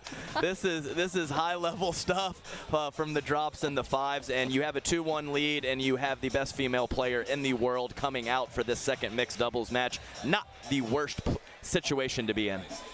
Wow, huge response from Leah Jansen and James Ignatowicz. They were trailing pretty big early in that one. They found a way to rally and come back. We have to figure out exactly how they were able to create that run and run away with this one in a tightly contested game, as Annalie Waters takes the court with her partner Hayden Patriquin.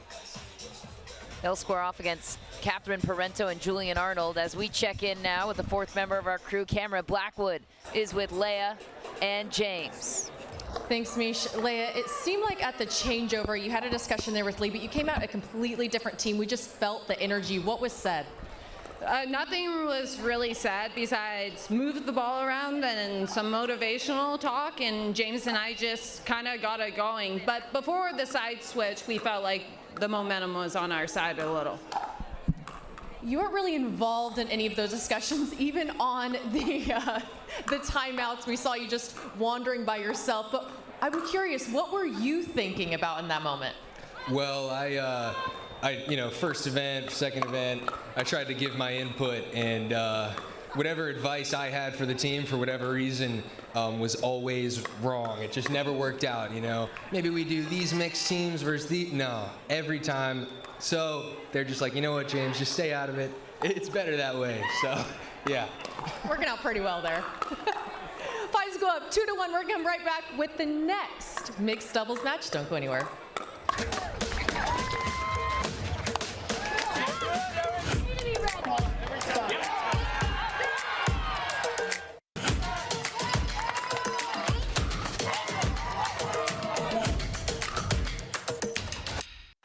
Match point, it's all up to me.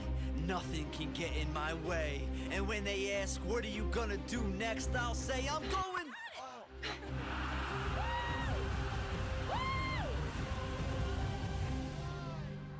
We're going to Margaritaville!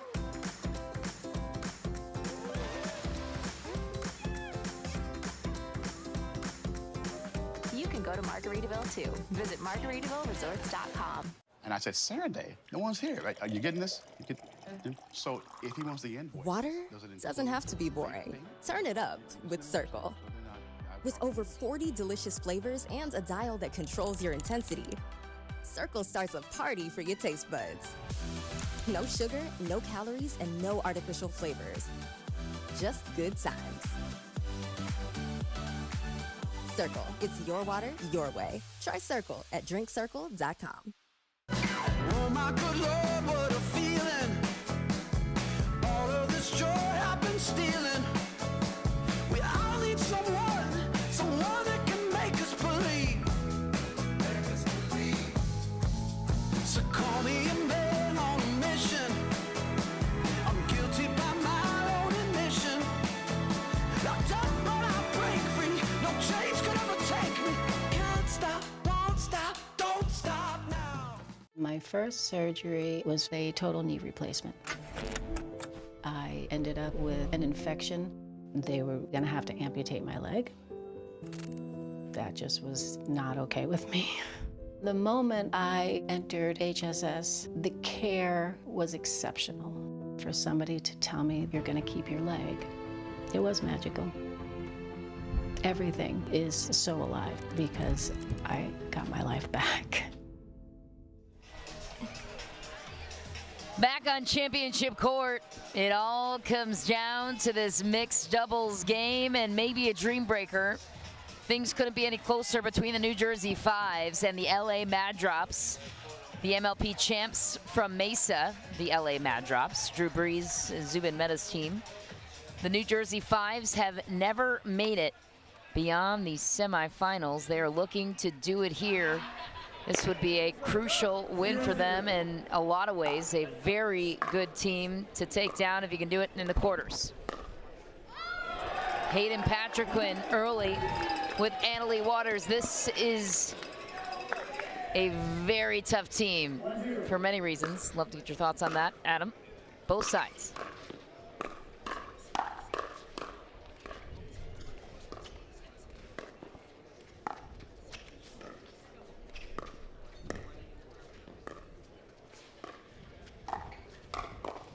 Catherine Parento handcuffing Hayden Patriquin. I think we're going to a dream breaker, ladies. Come on, I'm picking the drops. My predictions have been poor, but I'm picking the drops. Julian Arnold's going to play big, and Catherine's going to be the rock that she is. Catherine Parento just faced Annalie Waters in the mixed doubles gold medal match here in San Clemente last Sunday. This would be sweet revenge if Parento could pull out a win here with Julian. Just enough topspin from Hayden Patriquin, forcing Julian to hit up on the ball, couldn't keep it in. Annalie still looking to find a little bit of rhythm here in this mixed doubles match. Had one volley go straight into the net, then from the baseline. 3-2.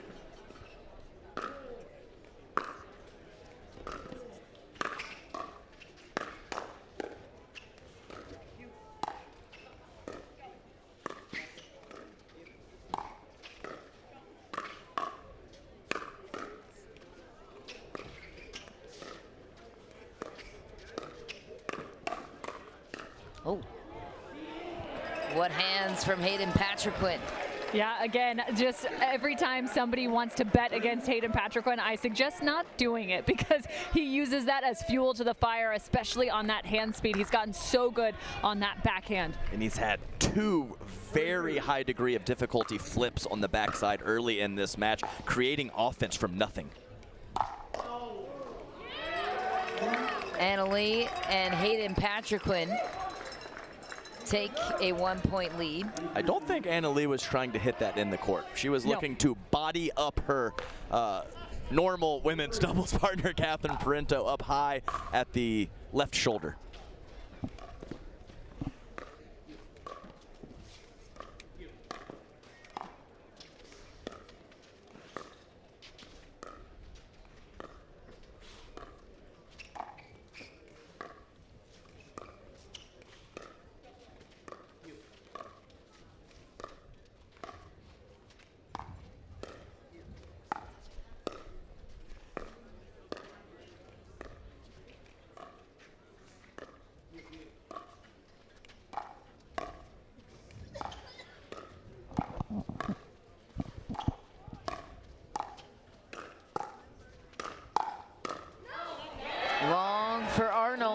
the 5's taking over a 2-point lead. But what a grab from Annalie Waters. That ball right there, her ability to still get that ball back one more time, then get rebalanced using that split step and then that backhand.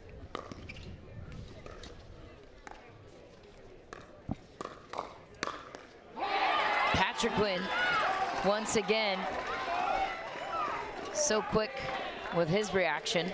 You talked about the flip on the backhand side. He just does it there, even on the forehand side. So quick with that wrist and deceptive.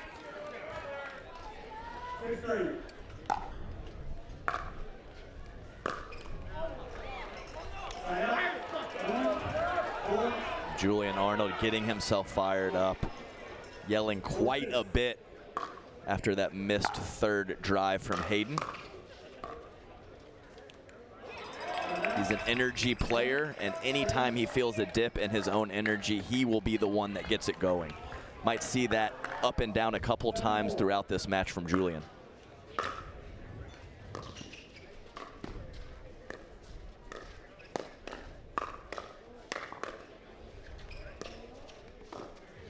Well, and Julian's in a really tough spot. Think about it. He played in the very first as the men came out first for gender doubles. He didn't play, obviously, in the women's and then that first mix. So he's been sitting for a good amount of time.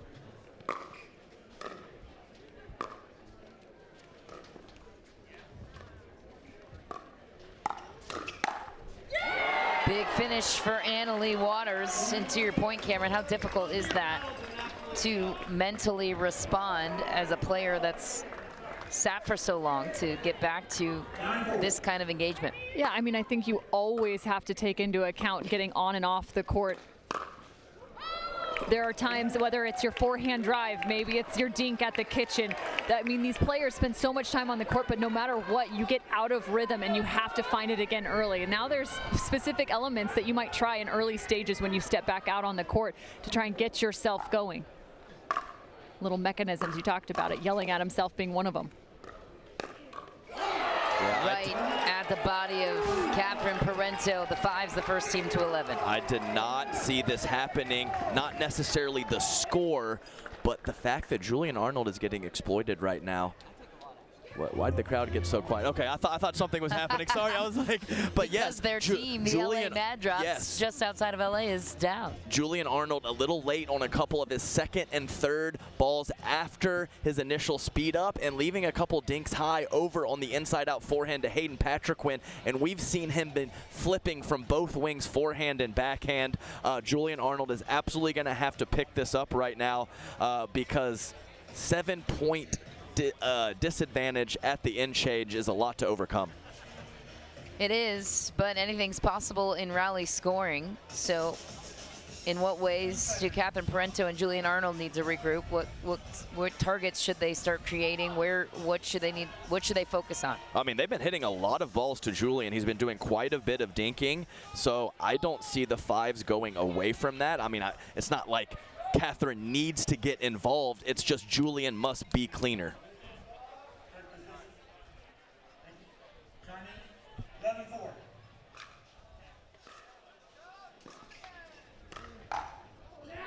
Well, we talked about mechanisms, right? And that's one right there. Just how much quicker you can see he is with his footwork to get to the kitchen. The aggressive right step to get over and find that volley. It starts from the ground up.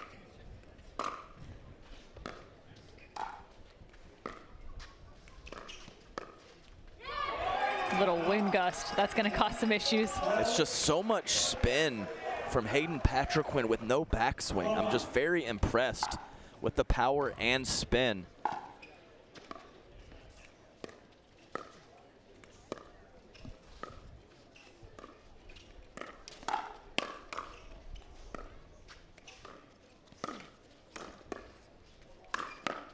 Hayden Patriquin with a sweeping finish on the backhand. He was the 4th round pick for the 5's, and he has been lights out.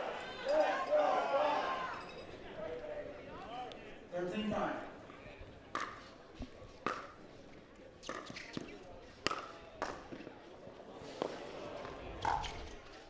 Oh, tough break on the clip tape, but I wanted to mention there has been multiple times he hasn't overextended, but he has stepped in front of Annalie Waters. That would not have happened at the first MLP event. His confidence is at an all-time high right now.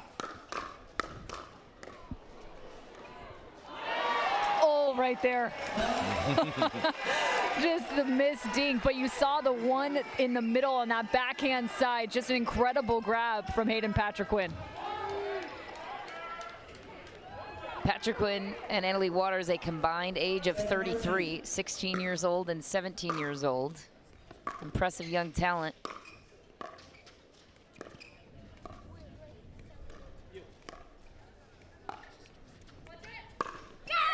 That ATP is disgusting. Catherine Parento is so good with this shot. Watch this. It doesn't even bounce again. It literally just skids across the feet of Hayden Patriquin. Nothing it could do.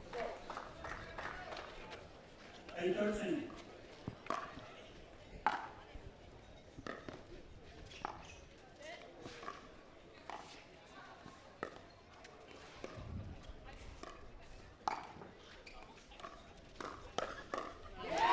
Julian Arnold gets big at the kitchen. It might only take one to get it going. Big two-handed counter. Hayden had caught him with the exact same shot a couple times. Great adjustment from Julian. Can he get it going? And Mr. Waters just came over and said something to Julian Arnold. I have no idea what that was about, but that was interesting. Huh. Something to keep an eye on there. I also like the adjustment from Julian. That was the same speed up we saw from Hayden, trying to find that backhand side as he comes across from the middle. And I really appreciate the fact Julian steps over and covers there. He's going to have to make adjustments just one at a time now. And put it in the dirt, too. Yeah. He did not hit through the court. The hands are just... they obviously have great hands in general, but they're really hot right now. So hitting through the court is not the option there. It is going to come back. Great job of getting on top of the ball from Julian Arnold with the two-hander. He's going to need a few more.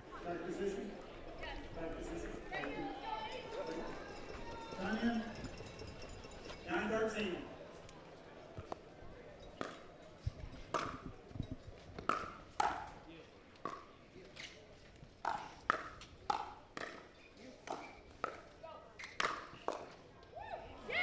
Big put away from Hayden Patriquin, but what a setup from Annalie Waters.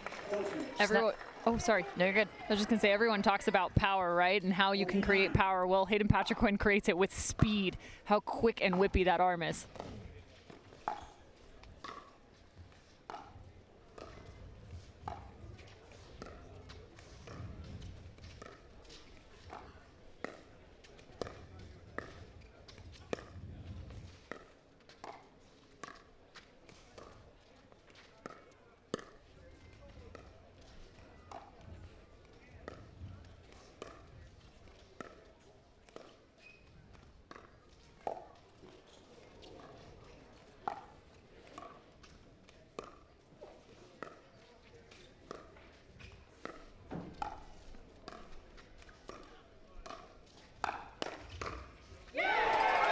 Hayden Patriquin, so good. What more can you say? Very nice, well-constructed point from both teams. And Hayden Patriquin covering his chest with a mini pancake there, showing an adjustment on the forehand. And what I mean when I say pancake is he did not swing around the ball from the side of his body. He flattened out his paddle face straight in front of him.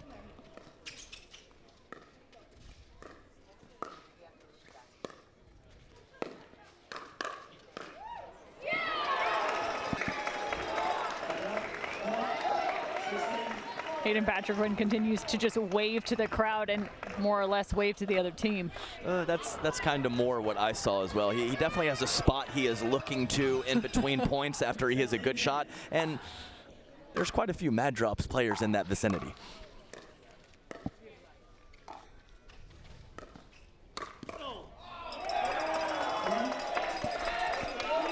He didn't wave, but he did it again. He just looked across, right to the bench.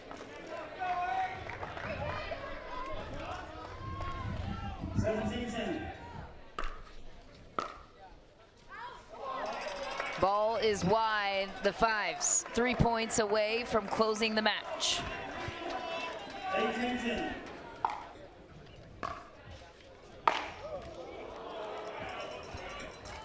It's a paddle clink if I've ever seen one. Who hit the paddle and who hit the ball, I do not know. 18.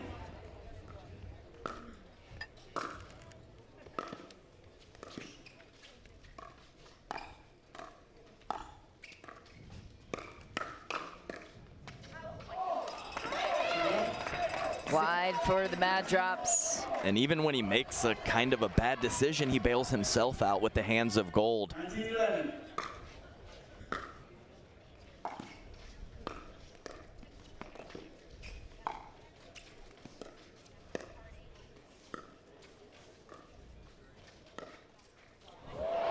Julian Arnold not going away quite yet.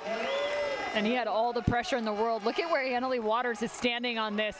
There was only a small alley to go through the middle, and Julian Arnold finds it. And a missed serve. That's a tough one to give up.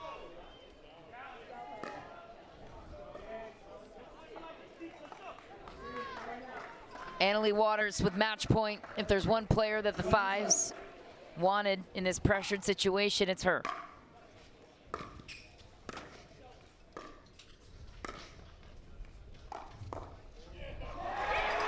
And the 5s find a way to get it done. They are on to the semifinals, and what a match we saw on both sides. The defending champs from Mesa go down, and here come the New Jersey 5s. What impressed you the most about the combination of Annalie Waters and Hayden Patrick? Is not the way you expected things to go. Right, and I mean, it has nothing to do with Annalie Waters. She plays at this level week in and week out. It's all about Big H, Hayden Patrick. Very happy for him to play big in this big moment, and the smaller, younger player putting the team on his back, and just a great performance from him.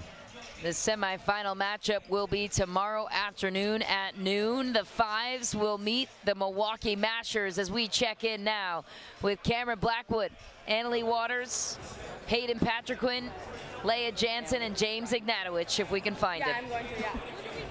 It's hard to find James. I'm sure he'll come around. Annalie, taking your team, your captain right now, taking your team into the semifinals. You guys have been wanting an MLP championship so bad this year. What's different about San Clemente? I just feel like our team's dialed in, as we like to say. Hayden's playing unbelievable. I feel like Mile and James are just kind of supporting Hayden on the way. But unfortunately, Ryan wasn't here for this quarterfinal, but he left us with some very emotional words when he left. He was just like, guys, you haven't lost twice in a row, and I feel like that really kind of gave us that extra energy to come out here, and it was definitely tough without his energy, but we were all thinking about him, so we miss you, Ryan. We saw you waving over to that side of the court. Yeah.